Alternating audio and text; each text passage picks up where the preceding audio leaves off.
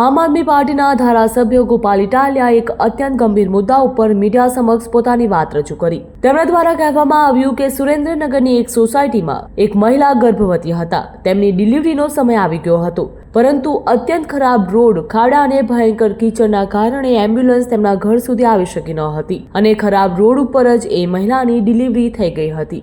આ ઘટના બાદ સોસાયટીની તમામ મહિલાઓ અને સાથે સાથે પુરુષોમાં પણ ખૂબ જ આક્રોશ જોવા મળ્યો। ત્યારબાદ સ્વયંભૂ લોકો એકઠા થયા હતા, કારણ કે આ વાત ખૂબ જ ફેલાઈ ગઈ હતી। ત્યારબાદ એકઠા થયેલા લોકોમાંથી એક વ્યક્તિએ આમ આદમી પાર્ટીના કાર્યકર્તા કમલેશ કોટેચાને ફોન કર્યો હતો અને સમગ્ર મામલા વિશે જણાવ્યું હતું અને મદદ માંગી હતી। ત્યારબાદ કમલેશભાઈએ આ બધી વાત સાંભળ્યા બાદ તંત્રને આ મુદ્દા ઉપર જાણ કરી અને લોકોના ગુસ્સાને શાંત કરાવવાનું કામ કર્યું। ત્યારબાદ તમામ લોકો ત્યાં ભેગા થયા હતા। અહીંયા સુરેન્દ્રનગરની એક સોસાયટીમાં અત્યંત ખરાબ રોડ હોવાના કારણે કીચડ થયેલું ભયંકર, અને આ કીચડની અંદર ખાડાઓના કારણે વાહન ન આવી શકતા એ સોસાયટી વિસ્તારના એક મહિલાને ડિલિવરીની સમય આવી ગયેલો। ડિલિવરી માટે એમને લઈ જવાના હતા, પણ એમ્બ્યુલન્સ આવી શકી નહીં, કેમ કે રોડ ખરાબ હતો, કીચડ ભયંકર હતું। રસ્તામાં જ ખરાબ રોડ ઉપર કીચડમાં ડિલિવરી થઈ ગઈ। આ ઘટનાથી સોસાયટીની તમામ મહિલાઓ અને પુરુષોની અંદર એક આક્રોશ આવ્યો, ગુસ્સો આવ્યો, અને સ્વાભાવિક છે, આવડા મોટા ભારત દેશમાં જો કીચડમાં રોડ ઉપર ડિલિવરી થઈ જતી હોય સુવિધાના અભાવે, તો એ આક્રોશનો ગુસ્સાનો વિષય છે જ।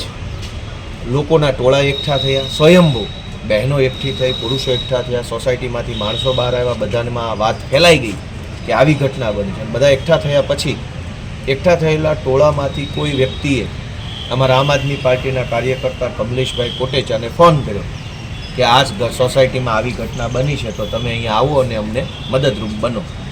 કમલેશભાઈ ત્યાં ગયા, તંત્રને રજૂઆત કરી, ફોન કર્યા, જે કંઈ કરવું પડે એક આગેવાન તરીકે એ બધી કામગીરી કરી, લોકોનો આક્રોશને શાંત પાડવાનું કામ કર્યું, વ્યવસ્થામાં જે કાંઈ ઘટતું હોય એ કરવાનું કામ કરી, અને બધા સ્વયંભૂ છૂટા પડ્યા।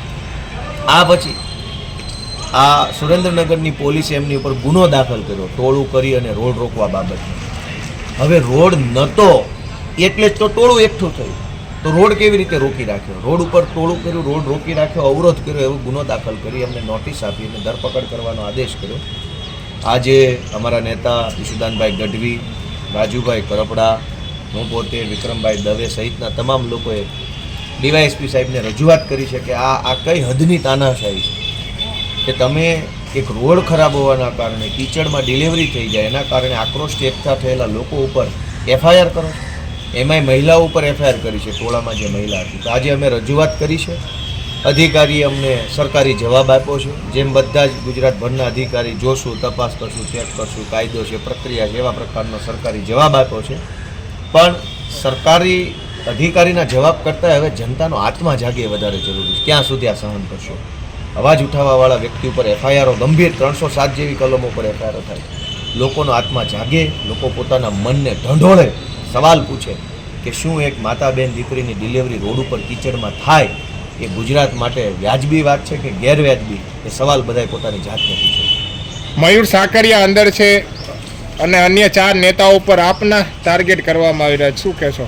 ગુજરાતમાં જ્યારથી આમ આદમી પાર્ટી ધીરે ધીરે મજબૂત બની રહી છે, ભાજપની આંખમાં કણાની જેમ ખૂંચે, ચૈતરભાઈ વસાવા જેવો સામાન્ય આદિવાસી પરિવારનો યુવાન ચૂંટણી જીત્યો, એ વાત ભાજપને ખટકે છે, અને હજુ એ વાતની પીડા ઓછી નથી થઈ। ત્યાં ગોપાલ ઇટાલિયા વિસાવદરથી જીતી ગયો, એ વાતથી પણ ભાજપવાળા હવે રઘવાયા થયા છે, ઉશ્કેરાટમાં આવી ગયા છે, અને પોલીસ તંત્રનો દુરુપયોગ કરીને રોજ જાગીને એફઆઈઆરની ગેમ ચાલુ કરી છે। પણ મારે ભાજપવાળાને એટલું જ કહેવું છે કે એફઆઈઆરો કરવાથી ક્રાંતિ ઊભી રહી જતી હોત તો પહેલી એફઆઈઆર તો ગાંધી બાપુ ઉપર થઈ હતી, છતાંય આઝાદી આવી છે, એટલે એફઆઈઆરોથી ક્રાંતિ ઊભી નથી રહેતી। ભાજપવાળાને ભગવાન સદબુદ્ધિ આપે એવી હું તો પ્રાર્થના કરું છું।